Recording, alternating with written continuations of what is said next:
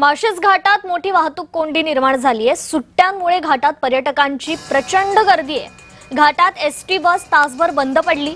दोन्ही बाजूंनी वाहनांच्या लांबच लांब रांगा लागल्या। या वाहतूक कोंडीमुळे पर्यटकांसह मुंबई आणि पुण्याच्या दिशेने जाणाऱ्या प्रवाशांचे मोठे हाल झाले। घाट मार्गावर वारंवार नादुरुस्त होणाऱ्या एसटी गाड्यांमुळे नागरिक मात्र तीव्र संताप व्यक्त करतात। परिवहन मंत्र्यांनी या प्रकरणात तातडीने लक्ष घालून बसेसची नियमित तपासणी आणि देखभाल करावी अशी मागणी आता जोर धरू लागली।